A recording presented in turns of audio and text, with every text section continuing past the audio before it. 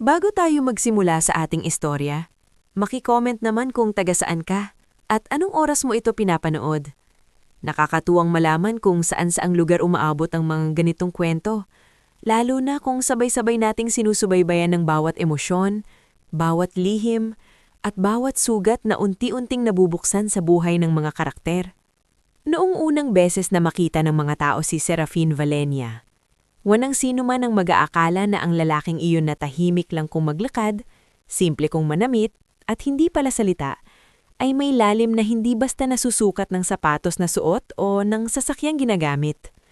Sa paningin ng maraming tao, isa lamang siyang ordinaryong lalaki na sinuwerte sa pag-aasawa.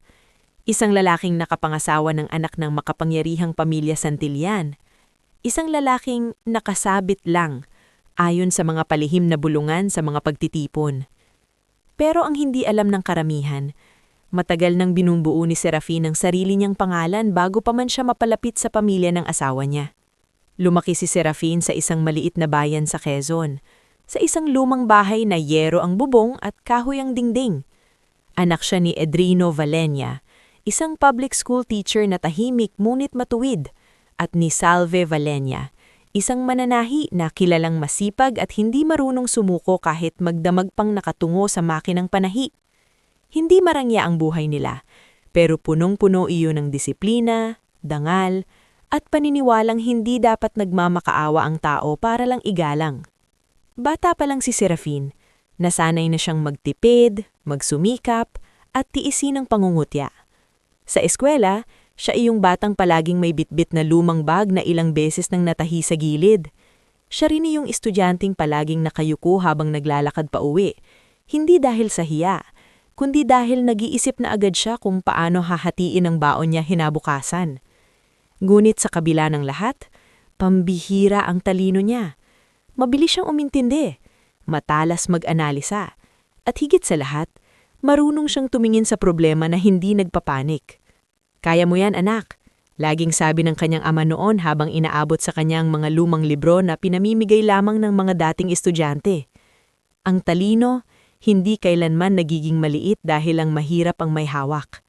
At iyon ang baon ni Serafin hanggang paglaki. Nakapagtapos siya ng kolegyo sa tulong ng scholarship. Nagtrabaho siya ng sabay habang nag-aaral. Nagbuhat ng kahon sa bodega, nag-e-encode ng file sa gabi, at minsan pa nga ay naging tutor ng mga anak ng mayayaman para lamang mairaos ang gastusin. Hanggang sa unti-unti, napansin ang kakayahan niya sa business systems at strategic operations. Hindi siya maingay, hindi siya marunong magpasikat, ngunit kapag siya ang humawak ng magulong proseso, parang lumilinaw ang lahat. Ilang taon nang lumipas, nakapasok siya sa isang multinational firm sa Singapore. Doon lalo siyang tumibay. Doon siya natutong makipaglaban sa boardrooms na puro banyaga ang kaharap, sa pressure na ang bawat maling desisyon ay may kapalit na milyon-milyong halaga, at sa mundong hindi ka igagalang hanggat hindi mo napapatunayan ang sarili mo. Ngulit kahit lumalaki ang posisyon niya roon, nanatili pa rin ang ugali niyang simple. Hindi siya naadik sa marangyang buhay. Hindi siya nahumaling sa papuri. At sa isa sa mga business forums na dinaluhan niya sa Maynila, habang pansamantalang nasa Pilipinas, doon niya nakilala si Lyris Santillan. Iba si Lyris sa inaasahan niya. Hindi ito tulad ng ibang anak mayaman na lumaki sa luho at yabang. Tahimik din si Lyris, pero hindi mahina. May lalim ang mga mata nito. Parang may daladalang pagod na hindi maipaliwanag. Sa unang pagkikita nila, panelist si Serafin sa isang maliit na forum tungkol sa organizational reform, habang si Lyris naman ay nakaupo sa audience bilang kinubihan ng isa sa mga negosyo ng pamilya niya. Pagkatapos ng event, lumapit si Lyris sa kanya. "Ikaw lang ang nagsalita ng diretsyo," sabi nito habang hawak ang folder at ballpen. "Yung iba puro magagandang salita. Ikaw parang alam mo talaga ang sinasabi mo." Bahagyang ngumiti si Serafin. "Mas mapiligro kasi minsan ng magaling magsalita kaysa sa marunong umayos ng problema." Napangiti si Lyris. "Pwede bang manhingi ng kopya ng notes mo? Hindi ko kasi makalimutan yung sinabi mo tungkol sa bulok na sistema na nakatayo sa takot." "Sa isip ko lang yun, pero pwede kitang padalhan ng mas maayos na version." Doon nagsimula ang lahat. Hindi agad naging romantiko ang relasyon nila. Nagsimula iyon sa palitan ng emails, sa kamahahabang pag-uusap tungkol sa trabaho, pamilya, at mga bagay na hindi maunawaan ni Lyris sa kumpanyang minana nilang magkakapatid at pinsan. Habang lumalaan, lalong napansin ni Serafin na may mabigat na dinadala si Lyris. Bagaman anak ito ng makapangyarihang pamilya Santillan, tila hindi ito malaya sa loob ng sarili nitong tahanan. Ang ina nitong si Doña Celestina Santillan ay kilalang matigas ang dila, mapili sa tao, at naniniwalang ang dignidad ng isang tao ay nakikita sa apelyido, hindi sa pagkatao. Ang ama naman nitong si Ramiel Santillan ay hindi kasing lupit ng kanyang asawa, ngulit mahina ang loob. Sanay siyang sumunod, sanay siyang manihimik. Sa kanilang tahanan, boses ni Celestina ang batas. Nakakagalit minsan. Minsan, nasabi ni Lyris kay Serafin habang nakaupo sila sa isang maliit na cafe sa Tagaytay, ilang buwan matapos silang magkakilala. Lahab ng desisyon sa bahay namin, parang kailangang pumasa muna sa ego ng mama ko. Bakit hindi ka lumayo? Tanong ni Serafin ng mahinahon. Tumawa ng mapait si Lyris. Madaling sabihin, pero paano ka lalayo kung buong buhay mo tinuruan kang ang pamilya ang lahat? Matagal na tumahimik si Serafin noon. Tinitigan lang niya ang mainit na kape sa harap niya bago nagsalita. May mga pamilyang nag-aaruga, sabi niya. May mga pamilyang nagmamay-ari. Magkaiba yun.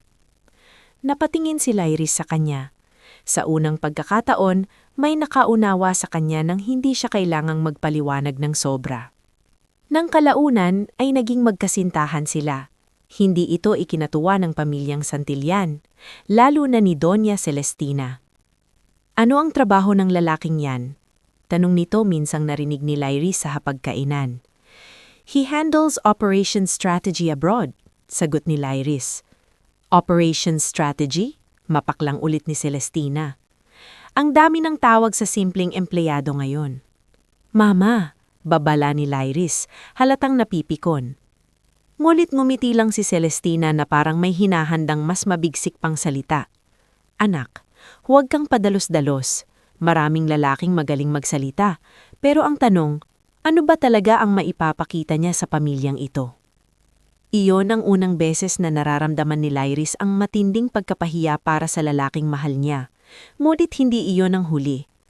Sa kabila ng kontra ng pamilya, itinuloy ni na Lyris at Serafin ang relasyon nila hanggang sa nauwi iyon sa kasal. Simple lang ang seremonya. Mas gusto iyon ni Serafin. Ayaw niya ng kasalang punong-puno ng ngiti sa harap ng kamera pero puro paghusga sa likod. Dumalo ang ilan sa mga kamag-anak ni Lyris, ngunit kitang-kita sa mukha ni Doña Celestina na hindi niya kilanman tinanggap ang lalaking pinili ng anak niya.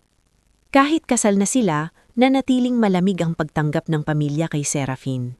Sa bawat salo-salo, lagi siyang parang bisita lang. Hindi siya pinapapasok sa mga usapang negosyo. Hindi siya pinikinggan kahit halatang may problema sa takbo ng kumpanya. At kapag may binibigay ng opinyon siya, laging may sasabat. Hayaan mo na, Serafin, minsan sabi ni Jovencio, pinsan ni Lyris, na may mataas na posisyon sa kumpanya kahit kulang sa kakayahan. Ngumiti lang si Serafin noon. Tama ka, iba nga ang galawan dito. Ang hindi napansin ni Jovencio, may laman ng sagot na iyon. Unti-unting napapansin ni Serafin ang mga bitak sa likod ng kinang ng Santillan Group. Maraming empleyadong tahimik pero takot. May mga department heads na wala ng tiwala sa top management. May projects na pilit pinapaganda sa papel pero sa aktwal ay lugi. May mga kontratang ipinipilit dahil kamag-anak ang may pakinabang. At higit sa lahat, may kulturang takot at yabang na kumakain na sa loob ng kumpanya. Isa sa mga unang nakausap niya ng masinsinan ay si Maizel Gamboa, executive assistant na halos isang dekada nang nagtitiis sa ugali ng pamumunan. Nagkataon lamang na minsang nakita niya itong umiiyak sa basement parking matapos pagalitan ni Marfina Santillan sa harap ng maraming empleyado dahil sa isang report na hindi naman siya ang may kasalanan. Ayos ka ba? Tanong ni Serafin. Nagulat si Izel at agad pinunas ang mata. Sir, pasensya na po. Wala kang kasalanan sa pagod. pero mukhang matagal ka nang nagtitiis. Napakagat ng labi si Izel. Sir, hindi ko po dapat sinasabi to pero maraming mababait na tao sa loob ng kumpanyang ito na gusto nang umalis. Hindi dahil mahirap ang trabaho, kundi dahil mahirap mahalin ang kumpanyang wala nang malasakit sa tao. Hindi sumagot agad si Serafin.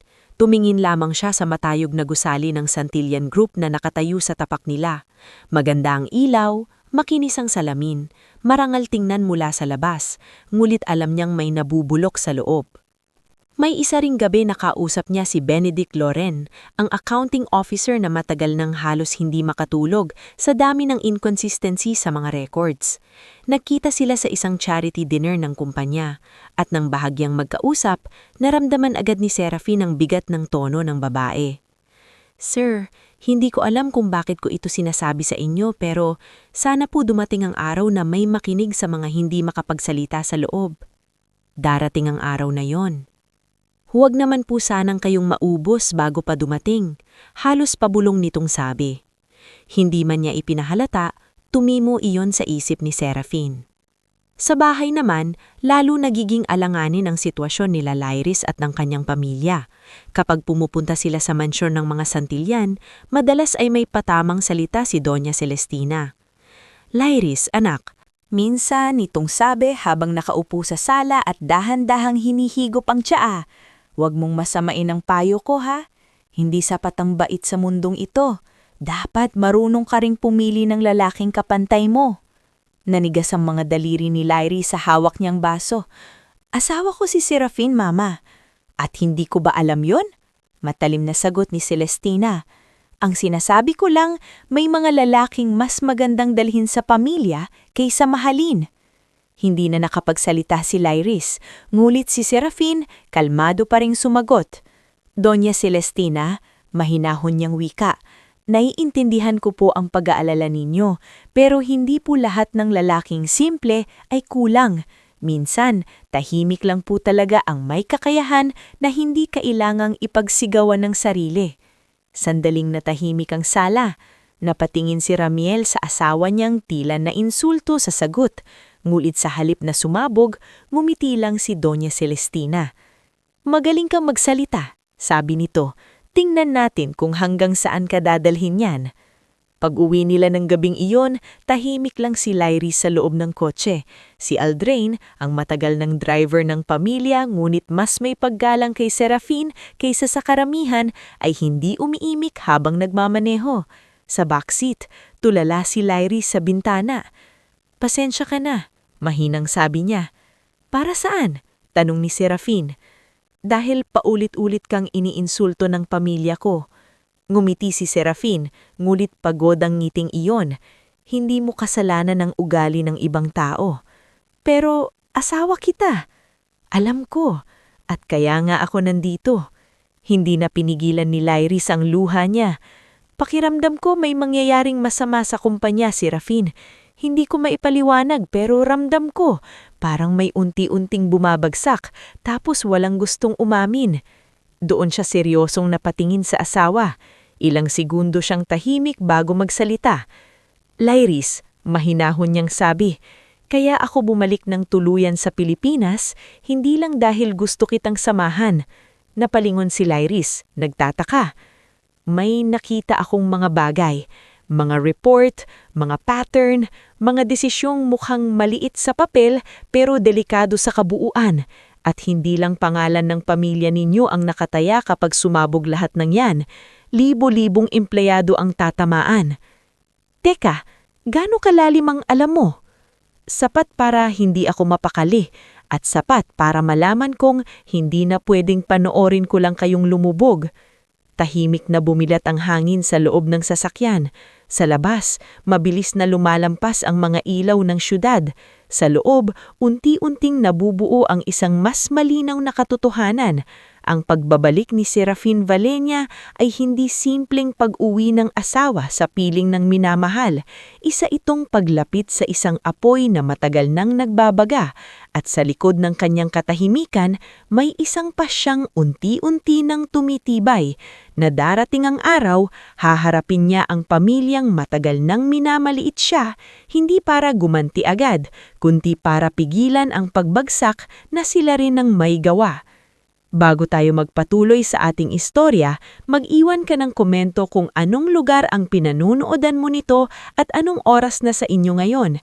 Nakakatuwang isipin na habang may isang pamilyang unti-unting guguho dahil sa yabang at kasakiman, iba-iba rin ang oras at lugar ng bawat nakikinig na tahimik na sumusubaybay sa bawat hinga ng kwento.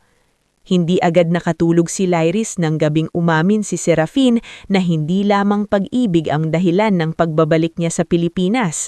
Tahimik silang nakauwi sa kondominium na pansamantalang tinitirhan, malayo sa mansyon ng mga Santillan, ngunit hindi sapat ang layo ng lugar para maialis ang bigat sa dibdib. Habang nagtitimpla ng tsaa si Lyris sa kusina, nakaupo si Serafin sa mesa, nakatingin sa tablet na puno ng files at financial summaries. Hindi na siya nagsasalita, ngunit kilala na siya ni Lyris ng sapat para malaman kung kailan ito seryosong nag-iisip at kung kailan ito gumagawa na ng desisyon. Inaayos mo na naman ang hindi mo naman obligasyong ayusin, sabi ni Lyris ng mahina habang inilalapag ang tasa sa harap niya. Hindi agad sumagot si Serafin. Pinatay muna nito ang screen, saka tumingala. Hindi ko kayang manood lang. Ganun ba kalala? Humugot siya ng mabigat na hininga. Mas malala sa iniisip mo. May mga branch na pinipilit lang maging maganda sa papel, may contracts na wala sa tamang costing, may payroll discrepancy sa ilang department, at ang mas nakakatakot, sandali siyang tumigil. Mukhang sanay na ang ibang tao sa loob na wag nang magsalita. Naupo si Lyris sa tapat niya. Bakit hindi nang sabi sa akin ng diretso sa akin? Tinatakot kayo ng apelido ninyo, diretsong sagot niya. At siguro, natuto na silang maniwala na wala rin namang mangyayari kahit magsalita sila. Tumahimik si Lyris. Ilang segundo siyang nakatingin sa sariling kamay bago mahinang salita. Kapag tuluyan ng sumabog ito, pati ang mga inosenteng empleyado ang madadamay. Yun ang hindi ko ayokong mangyari. Sa gabing iyon, mas lalo pang luminaw sa isip ni Serafin ang dapat niyang gawin. Ngunit hindi pa niya maaaring ibunyag ang lahat. May tamang oras para sa bawat galaw. Ang problema sa mga taong nasanay sa kapangyarihan, akala nila walang kayang sumalungat sa kanila. At sa oras na maramdaman nilang may banta, lalo silang nagiging delikado. Kinabukasan, maaga pa lamang ay nakaalis na si Serafin. Hindi siya nagpunta agad sa punong tanggapan ng Santillan Group. May una siyang dinaanang maliit na kafe sa Ortigas, kung saan naghihintay sa kanya si Maizel Gamboa. Mukhang aligase ito, halos hindi makapagkape ng maayos. "Sir, pasensya na po kung pinapunta ko pa kayo rito," sabi ni Izel habang palingalinga sa paligid. "Ayoko pong mag-usap tayo sa office, baka may makakita." "Mabuti na rin yan," sagot ni Serafin. "Ano ang gusto mong sabihin?" Mabilis na inilabas ni Izel ang isang manipis na envelope mula sa tote bag niya, at maingat na itinulak iyon sa mesa. "Hindi ko po alam kung hanggang saan ang alam ninyo, pero ito po yung kopya ng memo na pinag-uusapan sa executive floor simula pa kahapon." Kinuha iyon ni Serafin at tahimik na binasa. Sa memo, may nakasaad na mahigpit na direktiba mula sa Office of the Chairperson. No access shall be granted to Mr. Serafin Valenia to any executive floor, board lounge, confidential meeting room, or internal records area, without written approval from Chairperson Celestina Santillan. Nakasaad pa sa dulo na ang sinumang lalabag ay sasailalim sa disciplinary action. Hindi nagbago ang mukha ni Serafin habang binabasa iyon, ngunit bahagyang tumalim ang kanyang mga mata. Hanggang labi lang pala ang tingin niya sa akin. Mahina niyang sabi. Napayuko si Izel. Sir, hindi lang po yan. Narinig ko rin po kahapon sina Ma'am Murfina at Sir Jovencio. Sabi nila, may meeting kayo ngayon sa building para sa parent holding representatives. Pero balak po nilang ipahiya kayo sa harap ng lahat sa lobby pa lang. Hahayaan nila akong pumunta. Oo po, para po makita ng mga tao na hindi kayo kayang protektahan ni Ma'am Liris. Gusto po nilang ipakita na wala kayong lugar sa kumpanya. Tahimik na isinara ni Serapin ang memo. Salamat, Izel. Sir, nanginginig na sabi ng babae. Mag-ingat po kayo. Iba na po ang kapal ng mukha nila ngayon. Pakiramdam nila walang makakatalo sa kanila. Ngumiti si Serapin, ngunit malamig ang kapanagang dala noon. Minsan, mas delikado ang mga taong kampante. Eksaktong 9:00 nang makarating si Serapin sa punong tanggapan ng Santillan Group. Nakasuot siya ng maayos, ngunit simple. Charcoal suit, puting polo, walang anumang maluhang aksesorya. Sa labas pa lamang ng gusali, ramdam na niya ang tensyon. Ilang empleyado ang nagkukunwaring abala, ngunit palihim siyang sinusulyapan. Sa reception area, may kakaibang katahimikan na parang may hinihintay na esena. Paglapit niya sa security gate, agad lumapit si Tisoy Barreto, ang security head.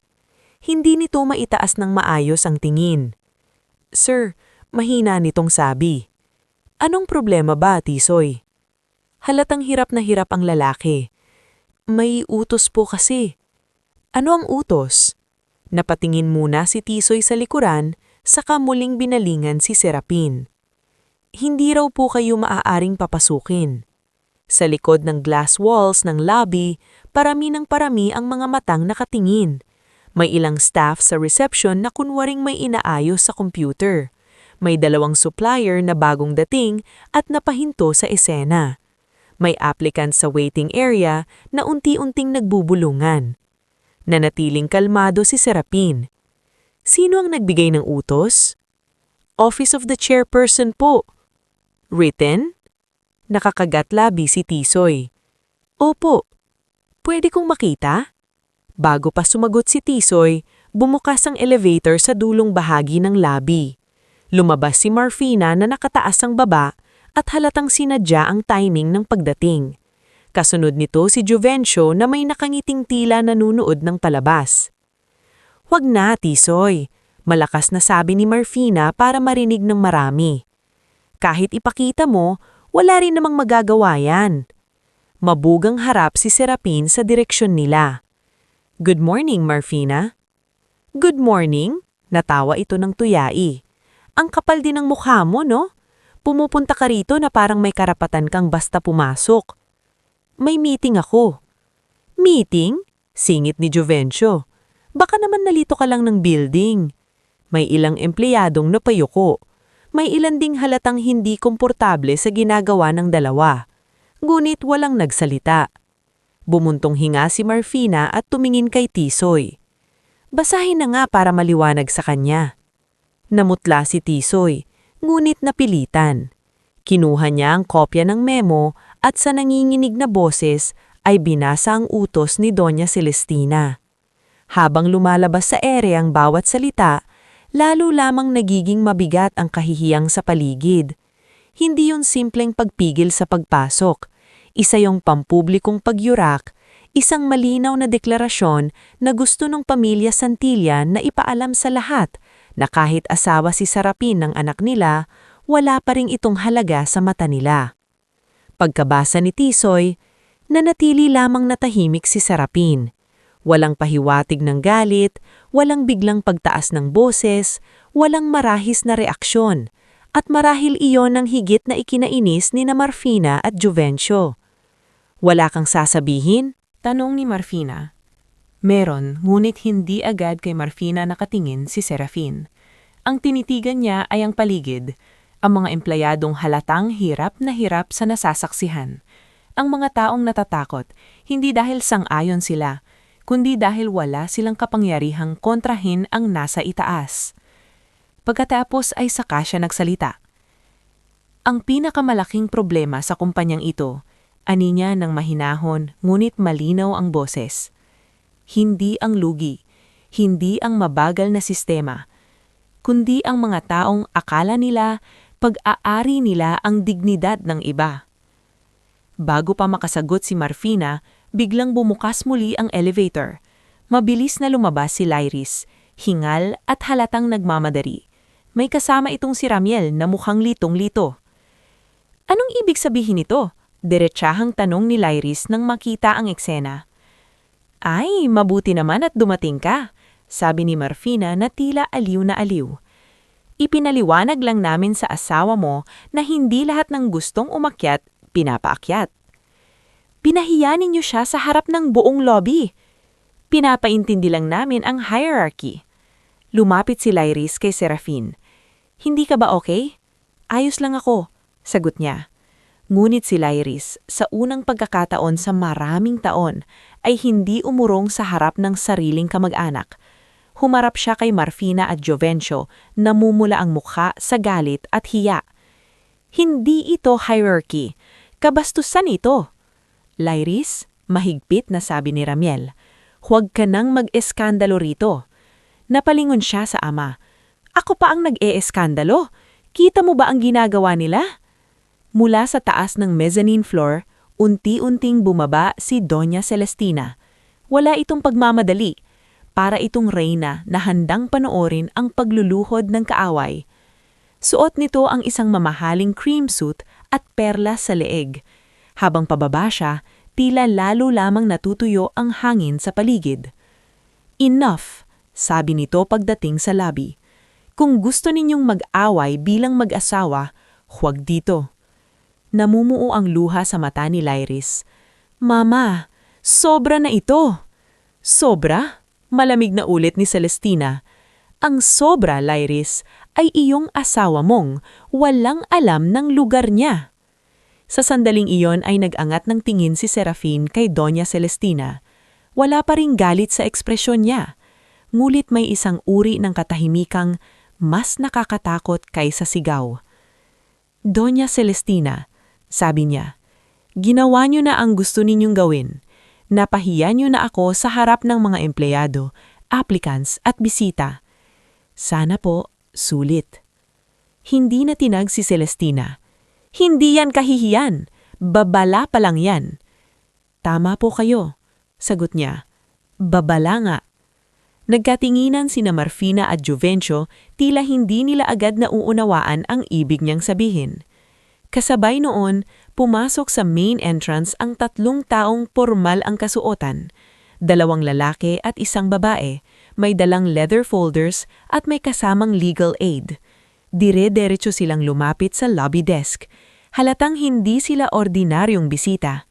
Napansin agad sila ni Giselle mula sa reception at biglang namutla. Sir, bulong niya sa katabing staff, sila na yata yun. Nilingon sila ni Doña Celestina. Sino kayo? Ang babaeng nasa gitna ang sumagot. Good morning, I am Attorney Valesca Torion, Counsel for Asterion Global Holdings. Biglang nanigas ang mukha ni na Jovencio at Marfina. Ang Asterion Global Holdings ang parent holding company na may kontrol sa pinakamalaking shares na tagal nang ipinagmamalaki ng Santillan family na secured na raw sa kanila. Ngunit bihirang-bihira itong direktang padala ng kinatawan ng walang abiso. Ibig sabihin, may mabigat na dahilan sa likod ng pagdating nila. Nagsalita si Doña Celestina, ngunit halatang hindi na gaanong matatag ang tinig. At ano ang kailangan ninyo rito? In accordance with the notice sent last night to the board and acknowledged by corporate registry at 11:48 p.m., sabi ni Attorney Valesca, we are here for an emergency board assembly concerning executive restructuring, financial misconduct review, and immediate enforcement of transitional authority. Ano? Halos pumutok si Jovencio. Walang ganyang magpupulong na pwede ninyong isingit ng basta-basta. Meron, malamig na sagot ng abogado, lalo na kung may gross negligence, concealed liabilities, and internal abuse of authority. Tahimik ang buong lobby. Saka dahan-dahang ibinali ni Attorney Valesca ang tingin kay Serafin. Mr. Valenya, we apologize that you were made to wait in the lobby. The boardroom is ready. Sa sandaling iyon, parang sabay-sabay nang naputol ang yabang ng pamilya Santillan. Si Lyris ay napatinggin kay Serafin na tila ngayon lang napagtagni-tagni ang lahat. Si Ramiel ay umatras ng kalahating hakbang, litong-lito. Si Marfina ay hindi makapaniwala. At si Doña Celestina, sa unang pagkakataon, ay tila wala ng tamang salitang maisusukli. Hindi ngumiti si Serafin. Hindi siya nagpasikat. Hindi siya naghiganti sa pamamagitan ng mapanghamak na salita. Tinignan lamang niya si Celestina at saka ang mga empleyadong saksi sa lahat. Pagkatapos ay nagsalita siya ng sapat lang para marinig ng nasa paligid. Kinabukasan nga pala ang mas mahalaga kaysa sa kahapon. Sabi niya, lalo na kapag ang kahapon ay binuo sa takot. At sa unang pagkakataon, mula nang pakasalan niya si Lyris Santillan, hindi siya ang lalaking hinarangan sa pinto. Siya na ngayon ang lalaking pinagbubuksan ng daan. Habang umakyat siya sa elevator kasama ang mga kinatawan ng holding company, nararamdaman ng buong lobby na may malaking bagay na nagtatapos at may mas malaking bagay na nagsisimula. Hindi pa man lubusang nauunawaan ng lahat, malinaw na sa araw ding iyon, mababasag ang pundasyong matagal nang kinatatayuan ng pamilyang naniniwalang sila lamang ang may karapatang mamuno. At sa taas ng gusaling iyon, sa likod ng saradong boardroom, naroon ang simula ng unang malawakang agbagsak ng mga Santillan. Bago tayo tuluyang sumabak sa susunod na yugto ng ating istorya, mag-iwan ka ng komento kung anong oras mo ito pinapanood at kung taga-saang lugar ka. Nakakatuwang isipin na habang may mga buhay na unti-unting nababago sa loob ng kwentong ito, may mga nakikinig din mula sa iba't ibang sulok na marahil ay may sariling sugat, sariling laban, at sariling pag-asang dala sa bawat gabi. Pagkasara ng elevator doors, nananatiling tahimik si Serapin habang katabi niya sina Attorney Valesca Torion at ang dalawang kinatawan ng Asterion Global Holdings. Sa ibaba, naiwan ang lobby na punong-puno ng bulong, kaba, at hindi makapaniwalang mga tingin. Sa taas naman, sa bawat pagtaas ng numero sa digital panel, tila kasabay ding umaakyat ang bigat ng araw na iyon. Ngunit sa kabila ng lahat, wala pa ring bakas ng pagmamadali sa mukha ni Serapin. Hindi siya mukhang lalaking sabik gumante, hindi siya mukhang nanginginig sa galit. Mas mukha siyang isang taong matagal nang naghanda para sa sandaling ito at ngayon lamang piniling buksan ng pinto. Pagdating nila sa executive floor, sinalingbong sila ni Mayizel Gamboa na halos mamutla pa rin sa tindi ng nangyayari. Bumaba ang tingin nito ng bahagya kay Serapin, tila hindi pa rin matiyak kung paano siya tatawagin mula ngayon. "Sir?" nangingining na sabi niya. Ngumiti lang si Serapin ng kaunti. "Huminga ka muna, Yizel, hindi pa ito ang pinakamatinding parte." Sa dulo ng hallway, nakabukas ang boardroom. Sa loob, naroon na ang ilan sa board members na matagal nang hindi halos sumisipot ng personal dahil sa tiwala nilang maayos pa rin ang takbo ng kumpanya sa ilalim ng Santillan family. Naroon si Leandro Voss, ang Regional Oversight Director na bihirang magsalita ngunit matalim kung tumingin. Naroon din si Estrella Worm, isa sa independent board members na kilalang walang pinalalampas na anomalya. At sa bandang dulo, tahimik na nakaupo si Cosme Alcantara, isa sa matatandang founding advisors na matagal nang nawalan ng boses sa mga desisyon dahil nilalamon ng angkan ng sistema. Ilang minuto lamang ang lumipas, pinapasok din sina Doña Celestina, Ramiel, Jovencio at Marpina. Hindi na sila kasing ingay ng nasa lobby. Bagaman pilit pa ring matigas ang tindig ni Celestina, kapansin-pansing may manipis ng bitak sa kumpiyansa nito. Si Jovencio na may halatang naghahanap ng tsansang makasingit ng argumento, samantalang si Marpina na may parang nanlalamig na, bagaman hindi pa rin nito bitawan ng pagmamataas sa mukha. Nang magsimula ang emergency assembly, malinaw at walang paliguygoy na inisa-isa ni Attorney Valesca ang mga natuklasang irregularities, concealed debt exposures, manipulated profitability reports, questionable vendor agreements, payroll imbalances, inflated branch rehabilitation costs, at internal memos that showed suppression of executive assents and intimidation of lower staff. Sa bawat pahina ng report na binabaliktad, parang may bahagi ng dating imahen ng pamilyang Santillan na unti-unting nababakbak. Hindi ito simpleng management style issue, malamig na sabi ni Estrella Worm. This is structural abuse. Abat parang napakalaki namang salita para sa ilang pagkakamalang lang. Putol ni Jovencio, pilit nagpapaangas. Lahat naman ng kumpanya may rough edges. Hindi siya tinapunan ng tingin ni Estrella. Ang rough edges inaayos, ang systematic na panlalamang pinapananggot. Natigilan si Jovencio. Sunod na binasa ang transitional order. Mula sa parent holding company mismo, epektibo agad ang suspension nina Celestina, Ramiel, Jovencio at Marpina sa anumang executive authority habang nasasagawa ang full forensic audit. Kasabay noon, pinatotohanan ang appointment ni Serafin Valena bilang Interim Chief Executive Officer na may kapangyarihan na magpatupad ng immediate operational reforms habang hinihintay ang pinal na ratification ng board, isang ratification na, ayon sa tono ng mga tao sa loob ng silid, halos formalidad na lamang. Imposible ito, malamig mulit nanginginig na sabi ni Celestina. Hindi niyo pwedeng ilagay ang isang outsider sa tuktok ng kumpanyang ito. Doon lamang tumingin ng diretso sa kanya si Serafin. Matagal na pong may outsider sa kumpanyang ito, Doña Celestina. Ang kaibahan lang, ngayon may pakialam na sila sa mga empleyado. Parang nanikip ang buong silid sa simpleng sagot na iyon. Hindi siya sumigaw, hindi siya naglatag ng sermon. Ngunit sa paraan ng pagsasalita niya, malinaw na hindi na siya ang lalaking pinatigil sa lobby at pinabasa ng memo sa harap ng mga tauhan. May otoridad na sa tinig niya, ngunit hindi iyon yung nakukuha sa apelyedo.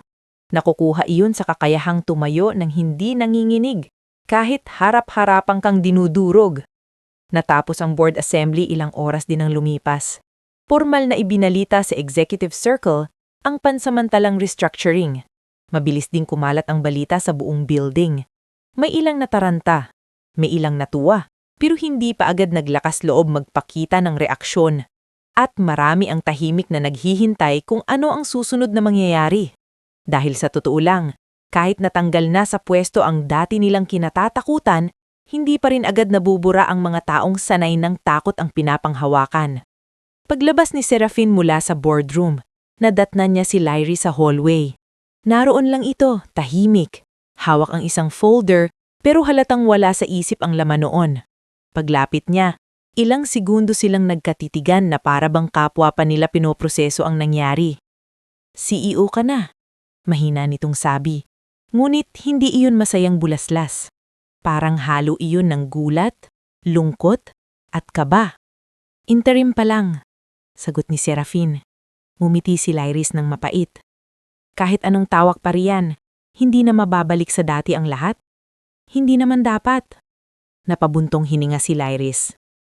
Hindi ko alam kung iiyak ako dahil sa hiya sa ginawa ng pamilya ko o hihinga ng maluwag dahil sa wakas may pumigil na sa kanila. Marahang hinawak ni Serafin ang balikat niya. Hindi mo kailangang piliin agad. Minsan sabay talagang masakit at tama ang isang pangyayari. Sa mga sumunod na araw, maraming nag-abang kung ano ang unang gagawin ng bagong CEO. Maraming umaasang agad-agad siyang gaganti, na magpapatawag siya ng malawakang termination, na ipapahiya rin niya ang pamilyang matagal siyang minamaliit, na ibabalik niya sa kanila ang lahat ng pait na ibinigay ng mga ito. Ngunit hindi iyon ang nangyari. Sa unang umaga niya bilang pansamantalang CEO, hindi siya nagdaos ng engranding press conference. Hindi rin siya nagpakita ng yabang sa executive floor. Sa halip, pinatawag niya ang department heads, branch managers, finance controllers, HR leads, logistics supervisors, at ilang kinatauhan ng rank-and-file staff para sa isang closed internal assembly sa multipurpose hall. Doon unang nasilayan ng maraming empleyado ang ibang uri ng pinuno. Hindi ako nandito para magpakitang gilas. Unang sabi ni Serafin habang nakatayo sa harap nila. Walang teleprompter, walang script sa papel, at walang pilit na corporate smile. Nandito ako dahil kung pababayaan pa natin ang sistema, hindi lang pangalan ng ilan nasa itaas ang lulubog, pati ang hanap buhay ng libu-libong inosenteng tao. Tahimik ang buong hall. Alam kong marami sa inyo ang pagod na. Marami ang matagal nang nagtiis. Marami ang nawalan ng boses dahil sa takot. Hindi ko mababawi agad lahat ng nasira. Pero isang bagay ang sisimulan natin ngayon. titigil na ang pamumuno sa pamamagitan ng pang-aapi. Sa bandang kaliwa ng hall, hindi napigilan mapaiyak ni Izel. Sa likuran si Orsen de Malanta, branch manager mula sa Cavite, na ilang ulit ng muntik magbitiw dahil sa imposible at sablay na utos ng lumang pamunuan, ay napayuko at napahawak sa noo. Parang ngayon lang nakarinig ng taong nasa itaas na nagsalita na parang alam ang bigat ng dinadala. Kasunod noon, isa-isang inihayag ni Serafin ang kanyang mga unang hakbang. Independent audit ng lahat ng high-value contracts, freeze sa non-essential executive spending, review ng delayed wage issues, anonymous reporting channel para sa employee grievances, at agarang pagbabalik sa due process ng HR system na matagal nang ginawang sandata laban sa mga hindi sumusunod sa pabor ng angkan. Doon niya rin unang ipinakilala si Velmira Tadeo bilang officer in charge ng organizational ethics at HR reform. Kilala si Velmira sa pagiging matapat, ngunit matagal na ring halos tinanggalan ng saysay sa ilalim ng lumang sistema dahil ayaw nitong maging sunod-sunuran sa kapresyo ng mga kamag-anak na nasa posisyon. Pagkakita ni Velmira kay Serafin sa entablado, tila hindi pa rin niya makapaniwala sa bilis ng pangyayari. Ngulit nang tawagin siya nito sa harap, nakita ng lahat kung paanong isang taong halos gawing dekorasyon lang sa departamento ay binigyan ng tunay na tungkulin.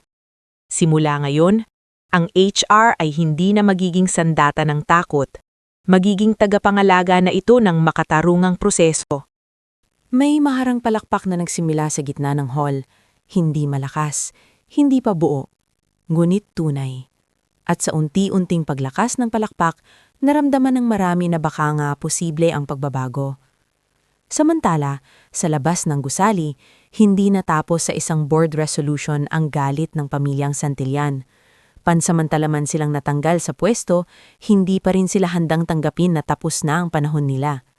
Sa isang mamahaling restaurant sa Makati, kung saan sila nagtipon ilang gabi pagkatapos ng insidente, kitang-kita sa mukha ni Doña Celestina ang apoy ng kahihiyan at galit. "Huwag kayong magpakaawa sa gulat," malamig nitong sabi, habang nakaupo sa pribadong silid. Hindi pa tapos ang laban. "Mama, paano hindi matatapos?" singit ni Marfina. "Lahat halos ng tao sa building alam na ang nangyari. Maski ang mga taong dating takot sa atin, iba na ang tingin." Dumilim ang mukha ni Celestina, kaya nga kailangang baguhin ang tingin nila. "Anong ibig mong sabihin?" tanong ni Ramiel, na hanggang ngayon ay tila hindi pa lubos makabawi sa nangyari. Umayos ng upo si Jobencio, tila nakakaramdam ng paboritong anyo ng usapan, ang sabwatan. "Madali lang, sirain natin ang kredibilidad ni Serafin. Hindi naman sapat na CEO siya sa papel, kailangan lang nating ipakita sa publiko na isa siyang oportunista."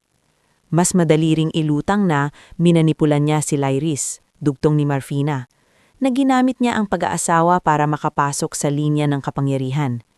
Hindi agad nagsalita si Celestina, ngunit ang pagkurba ng kanyang labi ay sapat na para sabihin na gusto niya ang direksyong iyon. Kapag nasira ang reputasyon ng lalaki, kahit may papel pa siya, mawawalan siya ng lakas. Sa mundong ginagalawan natin, hindi lang dokumento ang labanan, imahe rin. Hindi nila alam, habang nagbubuo sila ng plano, sa loob naman ng kumpanya ay unti-unti nang lumalalim ang ugat ng pagbabago. Isa sa mga unang tinawag ni Serafin sa pribadong pagpupulong ay si Calixta Romea, isang janitress na halos walang pumapansin noon sa executive floor. Hindi siya kilala ng karamihan sa pangalan. Madalas ay ate lang ang tawag sa kanya ng mga abalang empleyado. Ngunit matalas ang mata ni Serafin sa mga taong tila hindi nakikita ng iba. Pagpasok ni Calixta sa opisina ng CEO, halatang kinakabahan ito. Hindi niya alam kung bakit siya pinatawag sa ganoong lugar. "Ma'am Calixta," sabi ni Serafin, "sabay tayo upang alokin siyang muupo. May gusto lang sana akong itanong, walang dapat ikatakot." "Sir, wala naman po akong nagawang masama," mabilis nitong sabi. Hindi iyan ang iniisip ko. Maharan siyang umupo muli. "May ilang gabi raw na huli kang umuwi sa executive floor dahil may ipinapagawa sa inyo. May mga napansin ka ba noon na kakaiba?" Nahumigpit ang hawak ni Calixta ng bag niyang kupas. Tumahimik muna siya, saka napatingin sa pintuan bago maingat na nagsalita. Sir, hindi ko po alam kung mahalaga yon, pero may ilang beses pong pinapasok sa records room ang mga kahon ng gabi na. Hindi po normal kasi hindi naman office supplies ang itsura. Tapos si Sir Jovencio po ang laging may kasamang outsiders. Hindi gumalaw si Serapin, ngulit sa loob-loob niya ay may mas malinaw ng piraso ang puzzle. Kasunod nito, kinausap din niya si Fenric Lau, batang IT officer na matagal nang nagtataka kung bakit may ilang server access logs na binubura o pinapalitan ng timestamp. Tahimik si Fenric nung una, ngulit nang naramdaman niyang hindi natakot ang umiikot sa taas, dahan-dahan nitong ilatag ang alam. Sir, may backups po na hindi nila alam na buhay pa. May mga overwritten records na baka ma-recover pa natin. Gaano kalaki ang maitutulong nun? Tumingin si Fenric sa screen na bitbit niya. Sapat po siguro para mapatunayan kung sino talaga ang nagtatago ng files. Habang lumalalim ang investigasyon, lalong nahahayag na mga empleyado na hindi pala naghahanap ng paghihingil si Serapin, naghahanap ng katotohanan. At dahil doon, paunti-unti ring nabubuo ang tiwala sa kanya. Maging si Benedict Loren na matagal ng tahimik at halos parang anino sa finance department ay nagsimulang lumapit. Isang gabi, nagpaiwan ito sa office at kakatok pa lamang sana sa pintuan ng CEO nang makita siyang lumalabas na. Benedict, tanong ni Serapin, may kailangan ka? Namutla ang babae, ngulit tila nagpasya na rin. Sir, gusto ko sanang umamin na matagal ko nang alam na may hindi tama. Natakot lang kasi ako. Akala ko kasi walang makikinig. May nakikinig na mayon, ay sabi niya. Halos mangingilid ang luha ni Benedict. Kapag inilabas ko po lahat, maraming magagalit. Minsan, tahimik na sabi ni Serapin, ang unang presyo ng tama ay galit ng mga sanay sa mali. Sa pagkatapos ng mga unang linggo ng kanyang pamumuno, hindi pa tuluyang magaan ang kumpanya. Marami pa ring butas. Marami pa ring gustong magmatigas. Marami pa ring nagmamasid mula sa malayo, naghihintay kung babagsak din ba si Serafin tulad ng iba. Ngunit may nagbago na. Ang dating katahimikan ng takot ay napalitan ng maingat na pag-asa.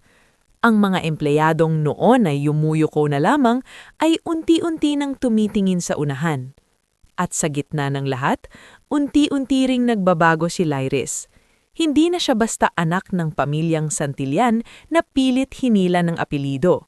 Sa mga araw na lumilipas, mas madalas na siyang makita sa community and employee welfare meetings, nakikinig sa hinaing ng mga tauhan, humaharap sa mga scholarship proposals para sa anak ng staff, at unti-unting hinuhubog ang sarili hindi bilang tagapagmana ng lumang sistema, kundi bilang katuwang sa pagbuo ng panibagong direksyon. Ngunit habang bumabangon ang kumpanya, habang lumalalim ang katapatan ng mga taong nagsisimulang magsalita at habang mas lumilinaw ang magandang pamumuno ni Serafin, may kung anong gumagalaw sa ilalim ng lahat ng yon. Isang lihim mula sa nakaraan, isang pandarayang hindi pa lubusang nailalabas at isang pamilyang hindi pa handang mabaon ng tahimik. Sa mga darating na araw, mas magiging malinaw na ang pinakamahirap na bahagi ng laban ay hindi ang pag-upo sa pwesto ng CEO. Ang pinakamahirap ay ang panatilihing buo ang katotohanan kapag ang mga taong mawawalan ng lahat ay handang lunurin ng lahat para lamang makabawi. Bago tayo dumiretso sa mas mabigat na bahagi ng ating istorya, mag-iwan ka ng komento kung anong oras ka nanonood ngayon at kung saang lugar ka nakikinig. Habang papalapit ang kwento sa pinakamapanganib na yugto nito, mas ramdam din kung paano ngang bawat lihim, bawat takot at bawat piniling manahimik noon ay isa-isang naniningil sa tamang panahon. Hindi agad naging tahimik ang mga sumunod na linggo matapos maupo si Serafin Valenia bilang interim CEO.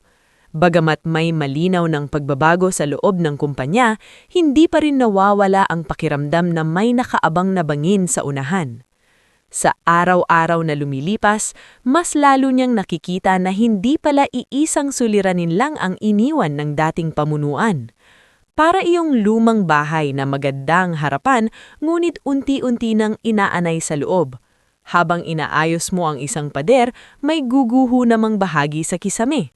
Habang sinasara mo ang isang bitak, may sisingaw namang mas mabigat na problema sa ilalim. Mula sa mga inisyal na audit, lumabas na mas malaki pala ang butas sa kumpanya kaysa sa unang pagtataya. Ang ilang branch renovation projects na ipinagmamalaki noon ni Jovencio bilang modernization initiative ay sobrang taas ng costing ngunit kulang sa aktual na output. Ang ilang vendor contracts na linigdaan sa ilalim ng dating pamunuan ay halatang pabor lamang sa iilang kaanak at dummy partners. May mga training funds na inilabas sa records ngunit walang totoong seminars na naisagawa.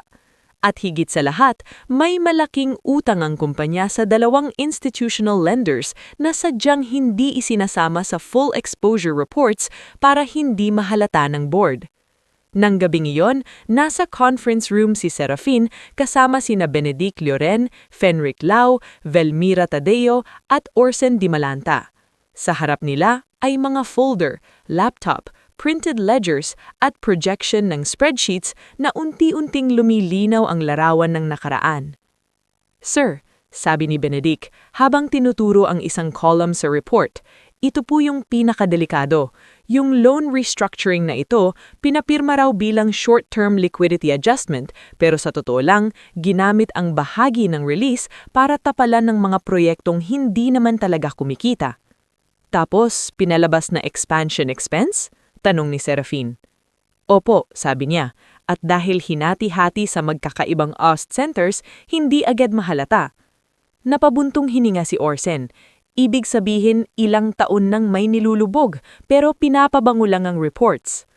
Nagkaroon ng artipisyal na kinis, sabi ni Serafin, at ang masama, may mga empleyadong posibleng mawalan ng trabaho kapag sumabog ito sa maling paraan. Tahimik si Fenric habang may ino-open sa laptop niya. Pagkaraan ng ilang segundo, nagsalita siya. Sir, may mas mabigat pa po. May nahanap akong trail sa archived server. Hindi lahat ng deleted files ay tuluyang nawawala. Ibang access logs may duplicate snapshots sa old backup node. Tumingin siya kanya. May na-recover ka? Partial pa lang po, pero sapat na para ipakita na may manual override sa financial document timestamps at ang user credentials na pinakamadalas lumabas, saglit siyang tumingin sa monitor na parang ayaw pang bigkasin. Connected po kina Sir Jovencio at sa office ni Ma'am Marfina. Tumahimik ang silid. Hindi dahil gulat na sila. Sa totoo lang, inaasahan na ni Serafin na may ganitong lalabas. Ngulit iba pa rin kapag unti-unti nang nagkakaroon ng anyo ang hinala. Iba ang kutob kapag may hawak ka ng ebidensya. Tanong ni Velmira. Hindi pa sapat sa sarili nito. Sagot ni Serafin. Pero kapag nagtugma ito sa accounting trail, sa testimonya at sa physical deliveries na nakita ni Calixta, doon magiging mabigat. Napahawak si Benedict sa gilid ng mesa. Sir, kapag inilabas natin ito, siguradong lalaban sila ng marumi. Lumalaban na sila. Payapang sagot ni Serafin. Hindi lang natin pinapansin ang ingay. Ngulit sa totoo lang, hindi na rin maliit ang ingay sa labas. Sa social circles na ginagalawan ng pamilyang Santillan, nagsimula ng kumalat ang mga pabulong na intriga. May nagsasabing ambisyoso raw si Serafin at matagal nang plinano ang lahat. May nagsasabing ginamit daw nito si Lyris para makapasok sa pinakamataas na antas ng negosyo. May isang business blog pa na naglabas ng blind item tungkol sa isang foreign-trained husband who orchestrated a marital entry into a family empire. Bagamat walang pangalan, halatang-halata sa mga detalye kung sino ang pinatatamaan. Isang umaga, nadatnan ni Lyris ang sarili niyang litrato sa isang article teaser sa tablet habang nasa pantry siya ng Social Impact Division. Bigla siyang namutla. Ang caption, Heiress or Pawn? Insiders question sudden executive shift in old family firm. Grabe, mahinang sabi niya. Narinig iyon ni Maizel na noon ay dadaan lamang sana para mag-abot ng files. Ma'am, ayos lang po ba kayo? Tahimik na iniabot ni Lyris ang tablet. Pagkabasa ni Izel, napasimangot ito. Ang kapal talaga nila. Imbes na mahiya, sila pa ang nagsiset ng kwento. Hindi agad sumagot si Lyris. Nakatitig lang siya sa screen na tila pinipilit lunukin ang pait. Hindi na ito ang dati niyang uri ng sakit. Hindi na ito simpleng hiya dahil sa ugali ng pamilya niya. Mas masakit ito dahil alam niyang kaya na ng sarili niyang ina na sirain maging ang pagkatao niya para lamang mailigtas ang sarili nilang pangalan. Nang gabing iyon, pag-uwi nila ni Serapin, matagal na walang nagsalita. Si Serapin ay abala sa pagbabasa ng printed documents habang si Lyris naman ay tahimik lamang sa may sala, yakap ang unan, nakatingin sa ilaw ng mga gusali sa labas. Maya-maya ay tumayo si Serapin at umupo sa tabi niya. "Nabasa mo," sabi niya. Hindi iyon tanong. Tumanggo si Lyris. "Oo." "Apektado ka?" Malamang, mapakla niyang sagot. Hindi ko lang inaasahan na pati ako gagamitin ni Mama para baluktutin ng istorya. Ilang saglit na katahimikan ng namayani sa pagitan nila. "Natatakot ka ba?" Mahinang tanong ni Serapin. Nag-isip muna si Lyris bago sumagot. "Oo, hindi dahil sa posisyon mo, hindi dahil sa pera. Natatakot ako dahil habang lumalalim ito, pakiramdam ko mas lalo kong nakikita kung gaano kalayo ang kayang gawin ng sarili kong pamilya. At natatakot ako na baka dumating sa punto na madamay ang mga taong wala namang kasalanan." Tinignan siya ni Serapin. "Lyris, pwede ka pang umatras kung gusto mo." "Ano?" "Kung masyado nang mabigat, kung gusto mong umiwas muna sa gulo, hindi kita pipigilan." Bahagyang nangilid ang luha sa mata ni Lyris, ngunit hindi iyon luha ng panhihina. Hindi na ako ang bating babaeng tahimik lang sa gilid habang sila ang nagdedesisyon sa lahat. Kung aatras ako ngayon, para ko na ring sinabing tama sila. At ayoko nang maging anak na takot sa apelyido namin. Hindi nagsalita si Serapin. Ngunit sa paraan ng paghawak niya sa kamay ni Lyris, malinaw na nauunawaan niya ang halaga ng desisyon iyon. Sa kabilang panig naman ng lungsod, sa isang pribadong bahay sa Alabang na ginagamit paminsan-minsan ng mga santilyan sa mga tahimik na pagpupulong, muling nagsama-sama sina Doña Celestina, Jovencio, Marfina at Ramiel. Ngunit ibang-iba na ang aura ng pagpupulong nila ngayon. Wala na ang komportableng yabang ng mga taong sigurado sa tagumpay. Ang naroon ay galit, takot, at desperasyong pilit tinatakpan ng pormal na pananamit at matitigas na mukha. Bumababango ang pangalan niya araw-araw, malamig na sabi ni Celestina habang hawak niya ang isang basong wine na halos hindi naman niya iniinom. "Kapag tumagal pa ito, mas mahihirapan tayong bawiin ng lahat." "Ano pang gusto mong gawin?" tanong ni Ramiel, halatang pagod na. "Hindi ba sapat ang media pressure?" "Hindi sapat ang chismis kung may record siya," putol ni Jovencio. "Kailangan nating baligtarin ang records." Napatingin si Marfina sa pinsan. "Paano?" Dahan-dahang inilapag ni Jovencio ang isang brown envelope sa gitna ng mesa. May mga lumang papeles na pwedeng ayusin, may mga pirma na pwedeng itugma, at may ilang tao sa dating compliance unit na kaya pang bayaran. Biglang napatingin si Ramiel. "Huwag mong sabihing gagawa na naman tayo ng panibagong kasinungalingan." "Panibagong?" Mapait na ulit ni Marfina. "Parang ngayon mo lang nalaman na ganyan tayo nabuhay." Hindi kumibo si Ramiel. Nagpatuloy si Jovencio. "Ipapakita nating si Serapin ang nag-utos ng ilang restructuring decisions bago pa siya formal na maupo, na matagal na siyang may access sa internal records, na may conflict of interest siya at alam niya ang loans ngunit hindi agad inaksyonan para lumaki ang problema at mas madaling maagaw ang posisyon." Tahimik si Celestina habang nakikinig. Pagkaraan ng ilang segundo ay tumingala siya. "May maniniwala ba?" "Kapag may papeles at may witnesses, may maniniwala," sagot ni Jovencio. "Lalo na kung uunahan natin sila." At doon nagsimula ang kanilang huling sabwatan. Sa loob laman ng kumpanya, hindi pa man nila alam ang buo ng planong iyon, ramdam na ni Serapin na may paparating na mas maduming atake. Hindi lang dahil sa chismis sa media, kundi dahil may ilang biglang nawawalang archive copies sa old storage room, may 2 tauhan sa compliance na hindi na sumisipot, at may isang dating messenger na biglang nagpasa ng resignation kahit malapit na itong ma-regular. "Sir," sabi ni Velmira isang hapon habang nasa opisina niya, "may kakaiba po.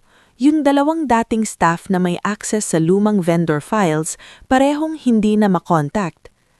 "Nasaan ang contact details nila?" "Inaasikaso na po ni Yizel." Tumanggo si Serapin. "Hanapin din si Calixta." Ilang oras lang ang lumipas, dumating si Calixta Romea sa opisina, halatang galing pa sa trabaho dahil suot pa ang uniforme nitong panglinis at may bahid pa ng pagod ang mukha. "Sir, pinatawag niyo po ako?" "May itatanong lang ulit ako," marahan ng boses ni Serapin. "May naaalala ka bang partikular na gabing may pinasok na mga kahon sa records room at may taong hindi ka pamilyar?" Matagal na napaisip si Calixta. Pinikit pa niya ang mata na parang binabalikan ng alaala. "May isa po, sir. Payat na lalaki, nakakap, hindi taga rito ang lakad, pero lagi siyang kasama ni Sir Jovencio noon. Tapos minsan may dala silang folder na kulay asul, yung makapal." "Anong nangyari sa folder?" "Dinala po sa dating storage room sa likod ng compliance office." Napatingin si Serapin kay Fenric na noon ay kasama niya sa silid. Walang salita, ngulit parehong alam ng dalawa na mahalaga ang impormasyong iyon. Kinagabihan ding iyon, pinuntahan nila ang lumang storage room kasama si Benedict, Fenric at si Tisoy Barreto na ngayoy mas maingat na sa pinipiling paninindigan. Madilim ang bahagi ng gusaling iyon at halos hindi na ginagamit. Mabaho na ang ilang sulok dahil sa tambak na karton at sirang kabinete. Habang nag-iikot si Tisoy ng ilaw mula sa flashlight, isa-isang binubuksan ni Fenric at Benedict ang mga lumang metal cabinets. "Sir," tawag ni Benedict. Maya-maya, sa isang lalagyan na may label na lumang compliance files, may nahanap silang stack ng folders na hindi tugma ang petsa sa indexing slips. Nang buksan nila ang isa sa mga iyon, agad tumambad ang ilang photocopied approvals, transmittal memos, at authorization sheets na halatang may pilit na binuong timeline. "Forged layering," bulong ni Benedict. Ginawa ito kapag may tumingin ng mabilisan, magmukhang kumpleto at sunod-sunod ang approval chain. Tinignan yun ni Serapin ng mabuti. At kapag pinagsama sa media narrative, lalabas na may kinalaman ako. "Sir," singit ni Fenric habang may tinitignan sa tablet, "yung petsa sa papel hindi tugma sa tunay na creation metadata." Sa wakas, naroon na ang malinaw na anyo ng bitag. Ngunit hindi doon nagtapos ang panganib. Kinabukasan mismo, dumating ang isang legal notice mula sa kampo ng mga Santillan na humihingi ng independent public hearing upang questionin ang legitimacy ng interim leadership ni Serapin at ang diuman na iyong premeditated internal takeover. Balita iyon na agad nakarating sa board at sa ilang business journalists. Sa gitna ng tensyon, pansamantalang na-freeze ang ilang discretionary assets ng kumpanya habang nire-review ng external auditors ang magkabilang claims. Hindi man naapektuhan ng araw-araw na operasyon ng buo, sapat iyon para magdulot ng panibagong takot. Sa cafeteria, sa hallways, sa branch calls, may mga bulong-bulong na naman. Paano kung bumagsak ang lahat? Paano kung tama ang paratang? Paano kung mauwi sa mas malaking skandalo? Minsan pa sa gitna ng lahat, si Lyris ang unang nakaramdam ng panlalamig. Paano kung hindi nakayanin ng kumpanya? Tanong niya kay Serapin isang gabi habang nasa parking area sila, hindi pa handang umuwi pareho. Humarap sa kanya si Serapin. Pagod din ang mukha niya, ngunit hindi basag. Kapag umatras tayo ngayon, mananalo ang kasinungalingan dahil lang mas maingay ito.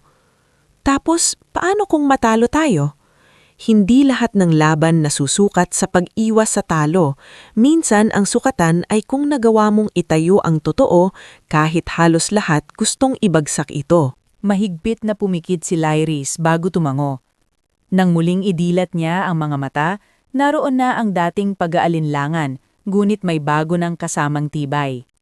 Hinding-hindi na ako tatabi sa kanila, sabi niya. Kung may hearing, haharap ako. Kung may tanungan, sasagot ako. Kung kailangan kong kalabanin ang apelyido ko para sa tama, gagawin ko.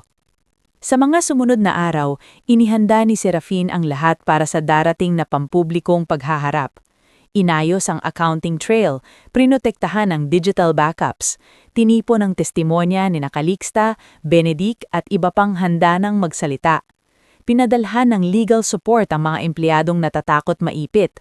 At sa unang pagkakataon sa mahabang panahon, ang mga taong dati nakayuko lamang ay nagsimulang umangat ang tingin, hindi dahil sigurado silang panalo na, kundi dahil alam nilang may pinanghahawakan na silang katotohanan. Sa dulo ng bahaging iyon, malinaw na ang huling yugto ng sabwatan ng pamilyang Santillan ay hindi na lamang simpleng siraan ng pangalan. Isa na itong lantad na pagtatangkang ibaluktot ang buong kasaysayan ng kumpanya upang mailigtas ang mga taong sanay mamuhay sa kapangyarihang hindi nila pinaghirapan. Ngunit sa pagkakataong ito, hindi na sila haharap sa isang lalaking kayang ipahiya sa labi. Haharap sila sa isang pinunong may mga ebidensya, may mga taong handang tumistido at may asawang sa wakas ay hindi na alipin ng sariling apelyido. At sa nalalapit na hearing, doon tuluyang masusukat kung alin ang mas mabigat, ang ingay ng kasinungalingan o ang tahimik ngunit matibay na bigat ng katotohanan. Bago tayo tuluyang sumuong sa huling bahagi ng ating istorya, mag-iwan ka ng komento kung anong oras mo ito pinapanood at kung saang lugar ka naroroon ngayon. Habang papatapos ang kwento ni Serafin at Lyris, mas tumitindi rin ang bigat ng bawat desisyon. Dahil sa dulo, hindi lang pala kapangyarihan ang sinusukat ng buhay, kundi kung paano mo ito ginagamit kapag kaya mo nang gumanti, ngunit pinili mong magtayo ng mas maayos na bukas. Sa umaga ng nakatakdang hearing, hindi maipaliwanag ang bigat na bumalot sa punong tanggapan ng Santillan Group. Wala roon ang karaniwang yabang ng executive floor, wala rin ang dating malamig na pag-uusap na parang sanay ng magtago ng baho sa ilalim ng mamahaling alpombra. Ang naroon ay isang uri ng katahimikan na alam mong may kasunod na pagbagsak o paglaya. Sa conference hall ng isang neutral business arbitration center, idinaos ang pagdinig sa presensya ng external auditors, legal counsels, parent holding representatives, select board members at ilang mamamahayag mula sa respetadong business publications. Hindi ito public circus, hindi rin ito simpleng palitan lang ng akusasyon. Ito ang araw na kailangan ng pumili ng bawat isa kung saan sila lulugar, sa takot, sa apelyido o sa katotohanan. Dumating si Serafin ng maaga kasama sina Attorney Valesca Torion, Benedict Lloren, Fenric Lau, Velmira Tadeo at Lyris Santillan. Wala siyang dalang yabang sa tindig, wala ring pilit na tapang sa mukha, ngunit malinaw ang katahimikan na nagmumula sa taong alam ang hawak niyang katotohanan. Si Lyris naman ay simple lang ang suot, walang anumang palamuti na karaniwang inaasahan sa anak ng makapangyarihang pamilya. Para siyang dumating hindi bilang tagapagmana ng apelyido, kundi bilang isang babaeng sa wakas ay handa ng akuin ang moral na bigat ng sariling paninindigan. Makalipas ang ilang minuto, dumating din ang kampo ng mga Santillan. Nauuna si Doña Celestina. Taas noo pa rin, ngunit ang dating bangis ng mukha nito ay haluan na ngayon ng pagod at galit. Kasunod si Jovencio, hawak ang folder na parang iyon ang huling lifeline niya. Si Marfina naman ay pilit panatag ang mukha, ngunit halatang puyat at balisa. Si Ramiel gaya ng dati ay mukhang nandoon ang katawan, ngunit hindi alam kung nasaan ang paninindigan. Nang nagsimula ang hearing, binigyan muna ng pagkakataon ang kampo ng mga Santillan na ilahad ang kanilang paratang. Mahaba ang presentasyon ng abogado nila. Ayon sa kanila, si Serafin daw ay matagal nang nagplano ng strategic marital infiltration upang makapasok sa sentro ng kumpanya. Inilatag nila ang ilang papeles na umano'y magpapatunay na may access si Serafin sa internal decisions bago pa man ang formal na restructuring. Tinutukoy nila ang ilang email chains, authority slips at retroactive annotations. Ang layon ay ipakitang may kamay si Serafin sa paglala ng problema upang mas madaling ilusot ang sarili niyang pag-upo. Sa unang tingin, maayos ang pagkakabuo ng bitak, sunod-sunod ang pahina, malinis ang printouts, formal ang dating, at para sa mga taong hindi bihasa sa pagtingin sa maliliit na butas sa dokumento, maaaring kapani-paniwala. Ngunit nang matapos ang presentasyon nila, tumayo si Attorney Valeska at kalmadong sinabi, "We would like to begin with metadata." Doon nagsimulang mabiyak ang itinayo nilang kasinungalingan. Isa-isang inilatag ni Fenric Lau ang tunay na server creation logs at system-generated backup timestamps. Ang mga dokumentong ipinipresenta ng kampo ng Santillan ay may petsang hindi tugma sa kanilang tunay na oras ng paggawa.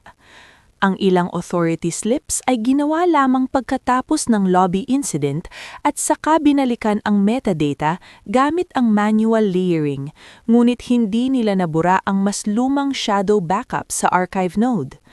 Ang ilang email threads naman ay hindi buo, may cut points, may inserted lines, at may device signatures na hindi kailanman dumaan sa opisyal na servers ng kumpanya.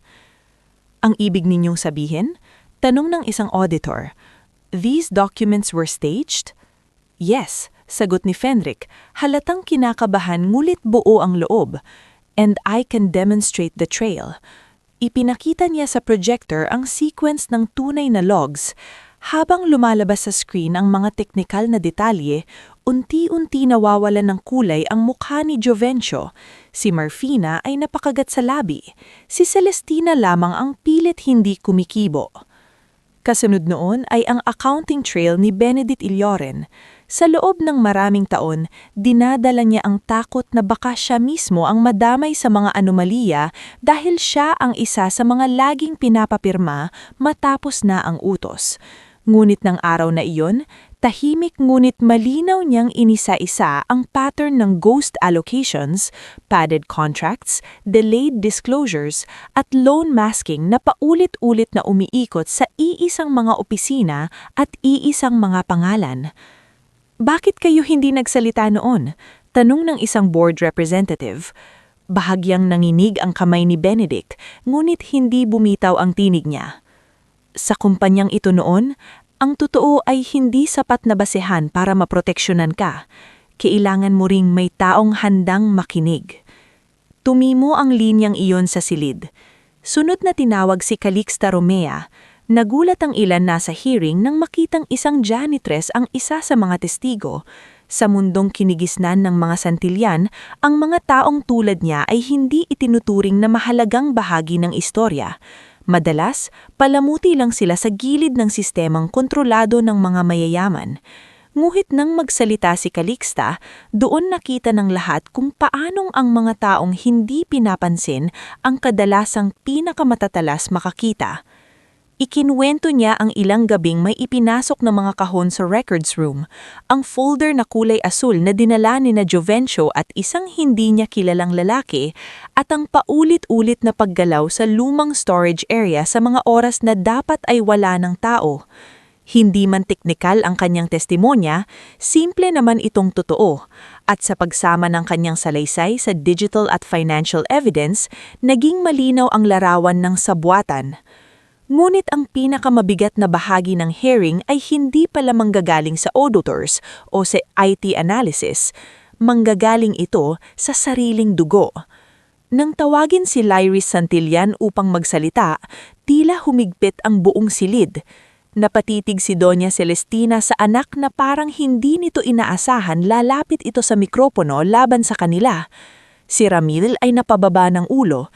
Sina Marfina at Jovencio ay halos hindi makatingin ng diretsyo. Tumayo si Lyris sa harap, mariin ngunit hindi palaban. Sandali siyang huminga bago nagsimula. "Buong buhay ko," sabi niya, "tinuruan akong mahalin ang pamilya, proteksyonan ang apelido at manahimik kapag may hindi tama sa loob ng bahay. Akala ko noon iyon ang tamang uri ng katapatan. Akala ko ang mabuting anak ay iyong hindi lumalaban sa magulang, hindi kumukontra sa mas matanda, at hindi inilalabas ang baho ng sarili niyang dugo.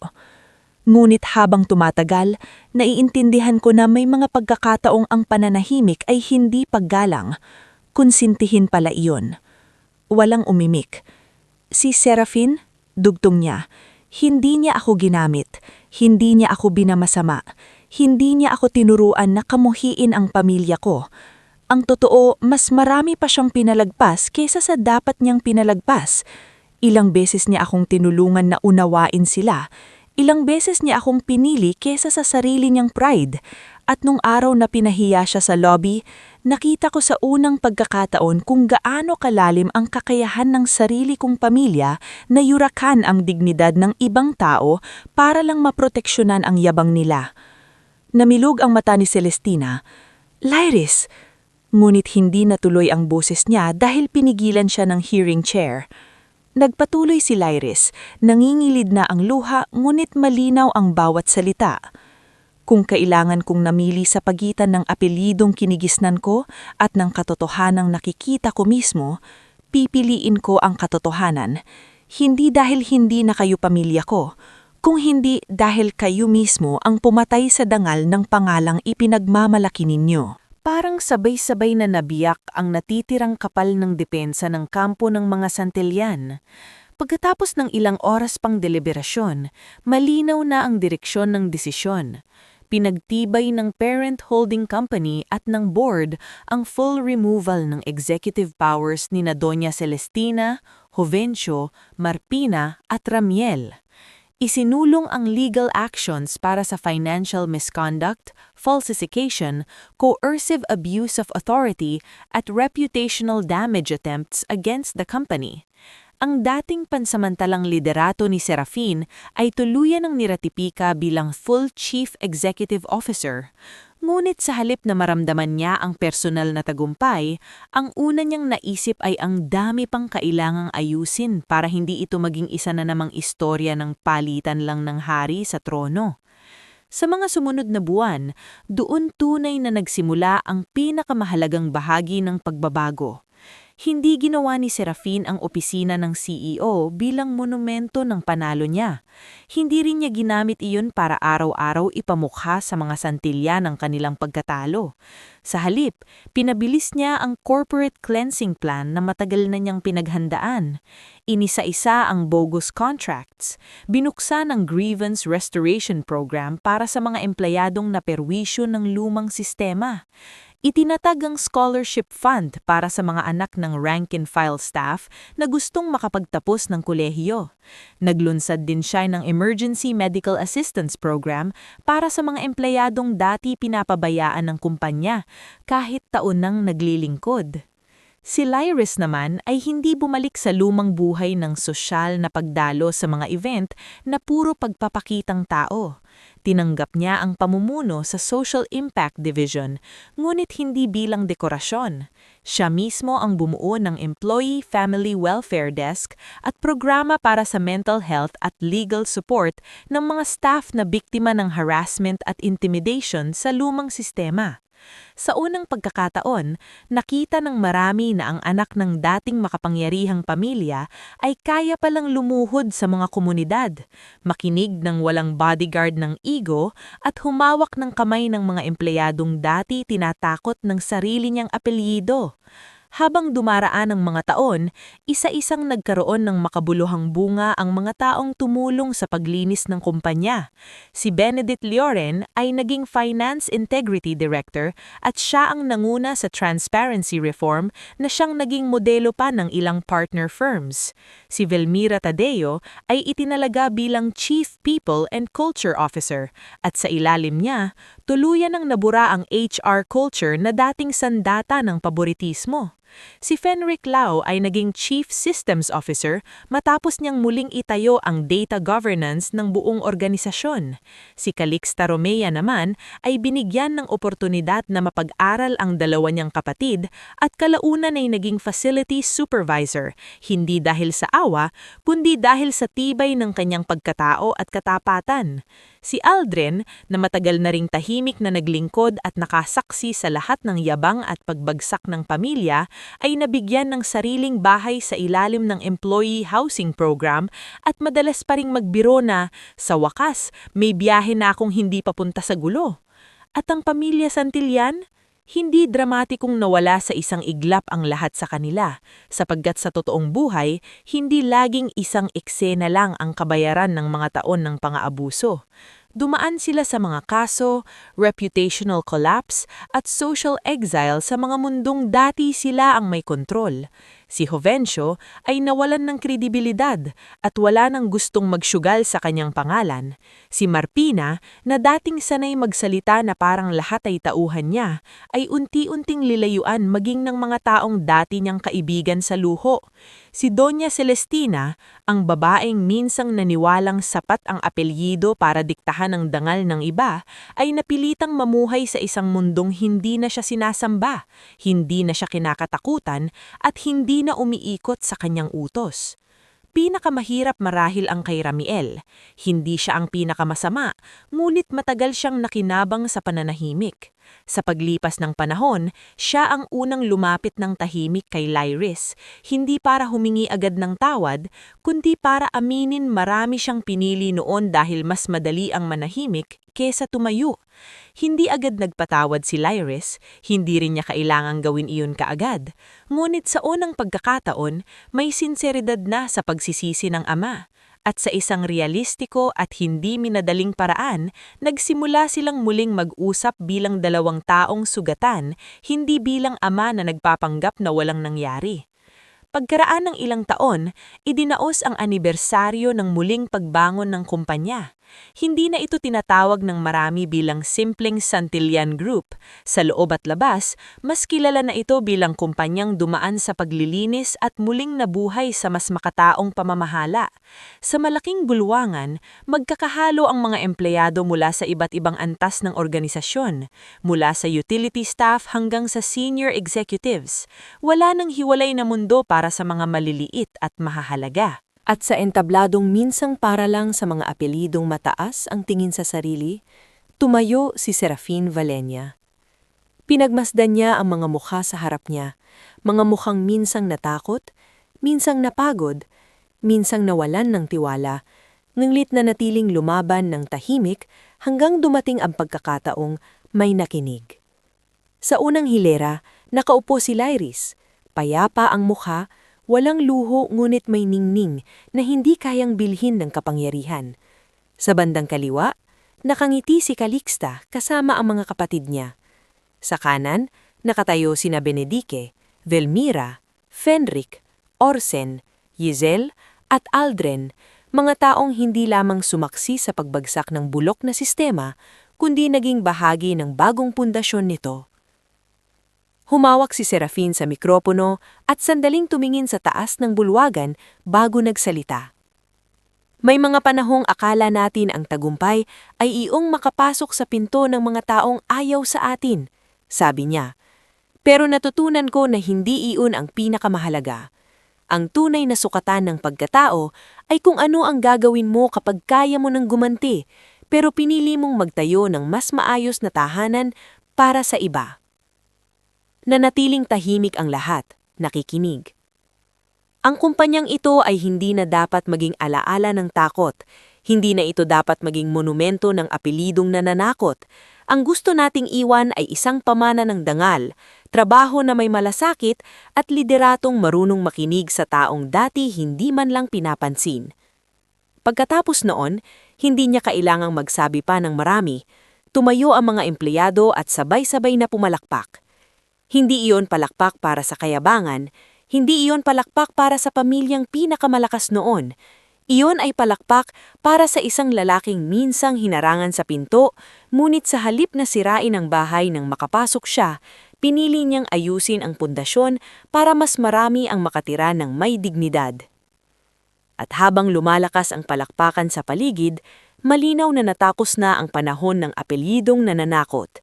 Sa lugar nito, nagsimula ang isang mas marangal na pamana, isa na hindi itinayo sa yabang, hindi protektahan ng takot, at hindi ipinasa sa susunod na henerasyon bilang kasangkapan ng pang-aapi, kundi bilang patunay na ang tunay na kapangyarihan ay nasa taong marunong bumangon, maglinis, at magtayo muli ng hindi nakakalimot sa mga taong minsang niyurakan ng sistemang siya mismo ang nagpabagsak.